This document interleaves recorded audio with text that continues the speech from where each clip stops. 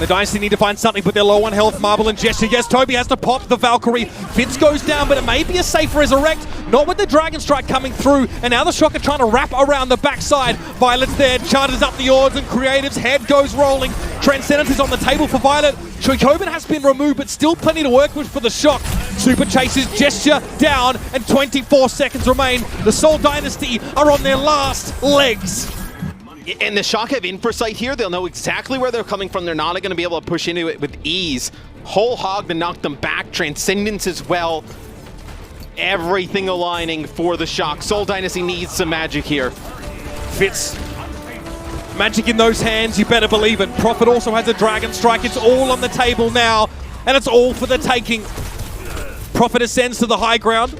Cart is on the move. Gesture, though, hit with a Discord Orbit, needs to be careful now, and that's a Gravitic Flux from Marble. Doesn't find much here, and has to be a Kinetic Grasp on the way back down. Gesture falls, Tobi follows. Choihyobin gonna chase in after Marble, and the whole hog, a victory dance for Super, oinking his way to victory. Whoever said lightning doesn't strike twice has never met the San Francisco Shock, your 2020 Overwatch League champions. Unbelievable finish.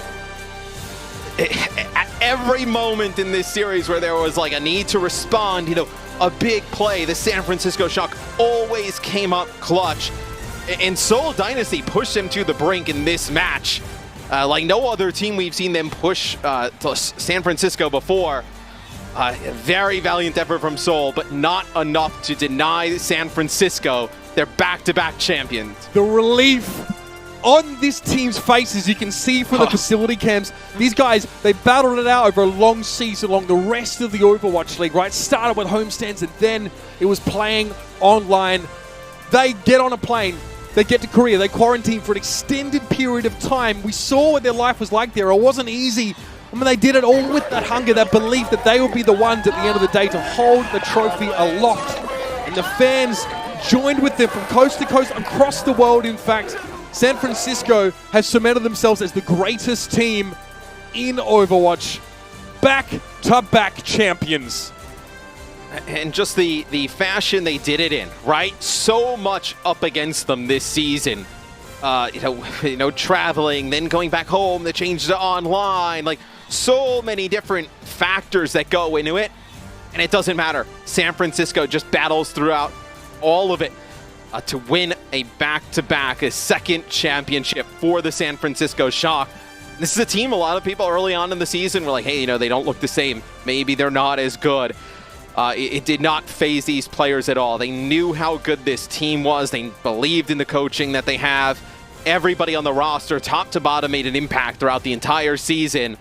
A huge, just organizational victory here for the Shock. And to so many fans around the world, it was a polarizing sense of bravado with which the Shock went about their business, right? You either loved them or you hated them. You appreciated the sort of brash behavior of people like Super on the stream or the rest of the Shock saying that they had it, or you sort of felt alienated by it and you thought, maybe this is a bit cocky, but ultimately it was a Shock that in the face of unprecedented conditions around the globe, put the brave face on, stepped up, and did it with a smile.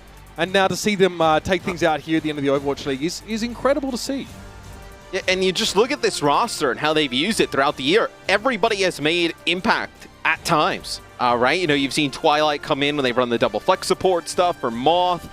We've seen Super, you know, Reinhardt early, Genji in the middle, comes in, you know, doesn't really play much during the playoffs to get here, but in the grand finals presented by IBM, plays a huge role playing the Roadhog. You know, just incredible job by Krusty, the rest of the coaching staff, to put all these players in positions to succeed, and also just a tremendous roster, top to bottom, everybody top tier at their position. It really speaks volumes. You know, it's the kind of thing that you see on a motivational posters or a motivational speakers, like getting the most out of people, right? Understanding how to utilize people's strengths in the greatest way possible.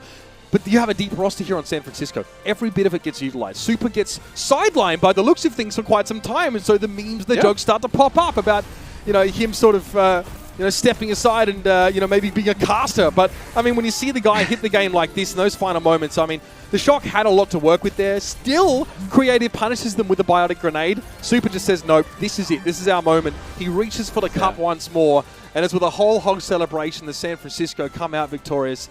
Incredible scenes. And finally, Matt, a little bit selfishly, it's incredible to see such a close final. The Seoul Dynasty, the way that they developed over this season, you know, finally truly offering the fans what they were promised so early on was the team a powerhouse, a juggernaut, and they have absolutely become that.